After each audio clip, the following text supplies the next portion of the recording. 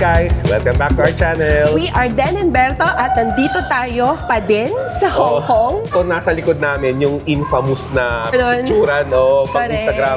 Ito na! The reveal! Grabe. Aray! So guys, Ba't ako sinuntok? Sinuntok ako niyan. Kasi hindi, ano ba sinasabi mo? Bakit pati sa tayo? Punta tayo dito kasi. Nagpunta na tayo dito kasi is afternoon, may sun pa. Nagpunta Yes. tayo dito night. Tama naman. Tama. Acceptable naman yung question ni Han. Lang Ang talaga. unang goal natin ngayon, guys, sumakay ng ferry, ma-experience yung ferry dito papunta at pupunta dun sa kabila, sa Central. Let's go. Grabe, listening. Ang ganda. Guys, ang ganda dito sa Victoria Harbor pag may maaraw. Ate, Nakita picture nyo ko kayo guys dito. yung... Cellphone ko na lang, ate. Guys, nakita nyo yung tubig. Listening. Siyempre, picture muna sila ate sa famous na clock tower dito sa Victoria Harbor. O, Ate Chabs, ikaw naman. Go, 50 pesos sa... Okay, pak na pak yung legs na ate. Grabe Chubs. naman. Tara. Yung mga newspaper, guys, inaabot lang nila. Inaabot lang nila, oh. Hindi ko alam kung free siya o may bayad, eh. Pero nag-aabot sila ng mga newspaper. So dito guys sa TST yung Star Ferry to Central. Ang itinerary natin ay Central area. Susundan lang yung mga signages going to Star Ferry. We're going to use the octopus Una muna card, ako, ate. guys. Dito sa left side siya. Okay, Han. Good job. Maganda to, guys, sa may experience kasi mura lang talaga yung ride, eh. Merong special lane for bibili ka ng ticket. May special lane para sa mga visa or debit card, credit card, or kung anong card nila dito sa Hong Kong. Tapos may special lane for octopus card. Kasi tapos pag nag-green, gagano na lang. Alam mo yung mga old na mga Oo, na real. mga ticketing. Oo. Tapos guys, Tapos, pag akyat nyo, hinihintay. ito na yun. Hinihintay. Ayan, next Ayan, ferry, naka-red. Ito naka-red yung pa waiting siya. area nila eh. So pwede kayo mag-picture-picture dito, ganyan. Sa dami ng beses namin nagpunta ng Liberto dito, ngayon lang namin ito mai-experience.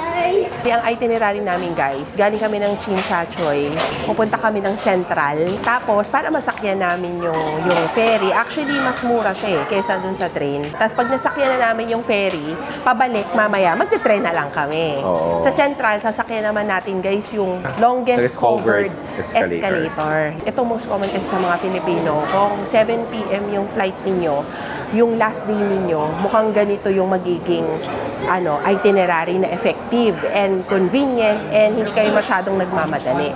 So, kung pipili kayo, very important yung hotel na pwede kayong mag-iwan ng luggage. Tama. Hindi kasi lahat ng mga Airbnb or mga guest house pwede mag-iwan ng luggage. So, it's better to check them kung bago kayo mag-book, kung pwedeng mag-leave luggage. Kasi, mahirap pag bitbit nyo naman yung luggage ninyo habang umiikot pa dito while waiting for your airport time. We really recommend City View Hotel, guys. Superb service. Superb service, Oo, grabe. Tapos yun, Wala kaming masabi. babalikan mo lang, mamaya paglabas namin, nandun na yung A21 na bus, mabilis lang, papuntang airport. Nakapag-ikot pa. Kumbaga, hindi sayang yung last day. Dumadami na yung mga tao. Guys, itong Hong Kong leg natin, tumodo tayo sa lahat ng mode of transportation. Aeroplano, cable car, ferry, into another ferry, and into lots of trains Nakita and nyo, tram. Yung Victoria Peak, yung sa Guys, Victoria halika na. Peak. Guys, alam ba ninyo, itong Star Ferry ay 100 years plus old na. And one of the oldest and yet most convenient way of getting from TST to Central or Wan Chai. So kung i-compare ninyo doon sa train, syempre, mas mabilis yung train. Nandun na kayo within 2 minutes. Pero puro tunnel, puro underground yung makikita. Although, itong Star Ferry, wala siyang aircon, pero very, alam mo yun, iconic ng mga Hong Kong feels.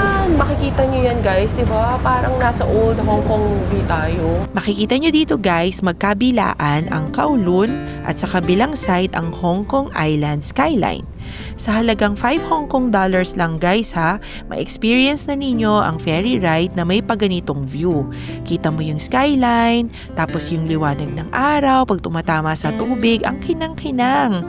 Very safe sa pakiramdam at hindi naman maalon. Smooth naman yung ride. Best ito sa mga hindi nagmamadali. May kakaibang experience na din para sa mga kids. Mga less 15 minutes lang, nasa Central ka na.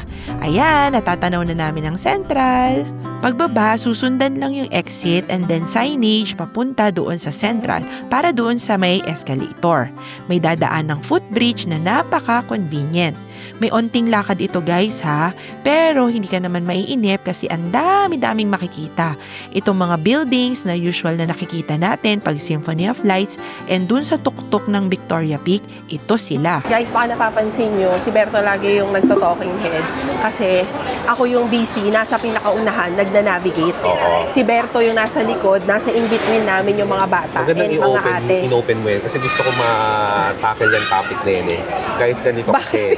Bakit ikaw lagi? Hindi. Ang strategy namin ni Den, si Den yung navigator. Oo. Nasa gitna yung mga kids, pati mga ate. Ako yung sweeper. Siya yung nagbabantay. Oo, ako yung sweeper. Sobrang daming tao eh. Very important yun, guys. Oo. Merong navigator, nasa gitna yung core group, tapos meron sa likod na sweeper. Correct. Yung sweeper, ang tanging kailangan na criteria ng sweeper, mataas ang endurance niya, ang stamina. Kasi takbo dito, takbo doon, shoot dito, shoot Oo doon, nga. video, picture, ganun. Tama. Babalik ulit sa likod. Correct. So, yun guys. So, ngayon, magkasama na naman kami ni Berto. Mamaya, maghihiwalay na naman kami. Oo Si nga. Berto yung may hawak ng camera. Kaya, siya yung salita ng salita. So, O guys, ganito na ang itsura papunta doon sa escalator. Gagawa tayo ng guide para kung gusto nyo puntahan to, masusundan nyo siya. Ganda ng walkway nila dito, enclosed siya. Tapos, very good yung design ng architecture niya kasi yung hangin pumapasok. Napaka-komportable guys, dito kailangan maglakad sa labas. Guys, yung walkway, hahani all throughout. Grabe nakapalibot, hindi mo kailangan lumabas at maglakad sa init ng araw.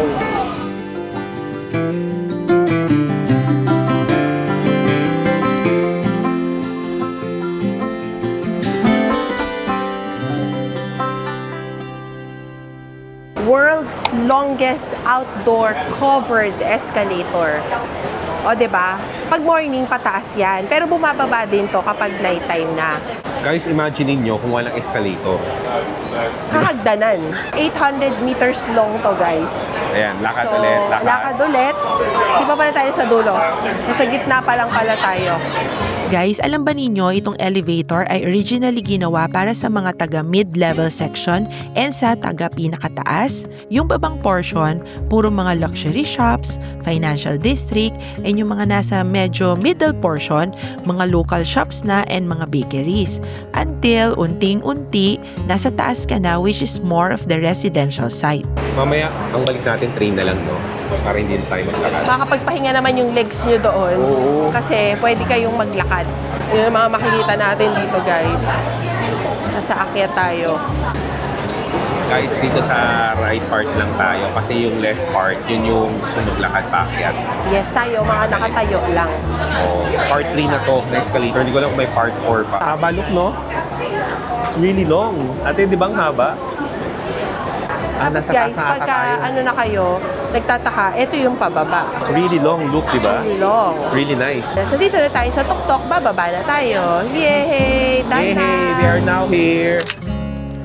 Guys, ito naman yung feels kapag pababa na. Okay lang, hindi naman Lakad. masyado Oo nga. nakakapagod kasi pababa naman siya. Saka meron every 4 steps, merong pahingahan, no? Ang galing, no? Break. May break na isip nila, no? Eh, no? Pero guys ha, love your own. Pagka meron kayong time, magpasyal. Pasyal din tayo sa Philippines. Oo. Kapag wala kaming international travel ni Den, lagi namin sinisigurado na makapunta tayo sa mga iba't ibang lugar sa Pilipinas. Pilipinas din, guys. Kung sobrang walang time, gusto namin na magpunta naman sa mga lugar na medyo malapit maabot sa lugar natin, pero worth it. Correct. Diba? Yun naman yung aming niche ni Berto. Oo. As Den and Berto, para makakapasyal din namin kayo. And kung maiisip niyo na gawin din yung itinerary namin, malaking bagay makatulong. Tapos, yun, core memory din namin as family. Tama. Guys, meron tayong Life in the Philippines sa travel series. Kung hindi Check nyo pa siya nyo yun. napapanood, check nyo guys, sa ganda yun. Tapos, Hong Kong series, meron din kaming Japan series, Vietnam series, Yes. US series, Taiwan series. Taiwan series. Grabe, ang dami Isipin na nyo lang, honey. guys, ang haba. Oy guys, tingnan nyo. Oh, tingnan nyo guys. Ganun, Wait paano mo lang. doon? Oh, Wait lang. ano siya? tourist destination, guys. Diba? Tingnan nyo. Oh, Ha? naipasyal na namin kayo, guys. Diba? So, diba? Marami silang kasama sa Oo, sa tour. package, sa tour. Oo. Tour package. So, ito, DIY lang natin. Kayang-kaya natin yung mga Pinoy. Alam mo, masarap dito mag-exercise pagka Paakyat pababa, no? Oo. Mount Tapias Feels. Yan. Mount Tapias. Wala pa tayong Palawan. Di ko pa malilink dito. Wala pa tayong Ayun Palawan nga pala. na video. Susunod, Oo. guys. Pinaghahandaan namin din yung Coron video natin, guys, eh. Pero, Coron? meron kasi May Coron ba tayo? isang dapat na ma-achieve kami dun, eh. Yung magandang katawan. Matagal yun, guys. Matagal Baka yun. hindi na. Baka sa susunod na yun. Guys, meron ulit tour. Nakasombrero sila. Jumping all over. Alam mo guys, nakakatawa dito sa Hong Kong, may tumulong sa amin. Naliligo kasi kami. Medyo may difficulty dito sa Hong IFC Kong Mall. station. Akala namin Hong Kong National siya. She speaks Tagalog. Thank you, Thank you kung po. mapapanood mo po tong vlog namin, ma'am. Thank you so much po. Ngayon, no, send one line, no? This is Galing yours. na. Wait, Sanay check na sanay first. ng mga kids, Okay, eh, no? look. Sanay na sila mag-top. Go. Oh, 168, diba? 168. Guys, we are now here at the Hong Kong International Airport Terminal 1. Naghihintay na kami ng boarding namin pabalik ng Manila. Yes, kanina galing tayo guys doon sa Central, 'di ba? For our last day, nag-quick trip pa tayo. Pagkatapos noon, saktong-sakto lang 'yun guys kasi ang flight natin ay 7:15 PM. So, approximately dapat mga 4 to 4:30 nandito na tayo sa sa airport para may ample time pa. No, yung journey natin from Central, pabalik ng hotel, medyo mayroon ding tagal, tsaka medyo mayroon ding walk yun. Kaya kailangan naka-spacing din yung time. Tapos, pagdating doon, kinuha na namin yung mga luggage. Kasi di ba maganda talaga yung hotel natin? Oh, maganda kasi yung lugar niya. Yung location niya perfect talaga. Kasi paglabas mo lang ng kaunti, nandun na yung A21 bus stop. Tama. Yung A21 bus stop, 50 minutes yon from doon sa Nathan Road until makarating ka sa Airport Terminal 1. Hinamit namin yung octopus card. Yung octopus card. Octopus card Tap in after lang. nun. Tap in. Tapos yun. No tap out. Guys, thank you sa pagsama sa amin dito sa ating Hong Kong Travel Series. Yan, Merong guys. exciting na susunod na travel series, guys. Abangan nyo yun. Abangan nyo. Malapit-lapit na din yun, guys. See ya on our next adventure. Bye!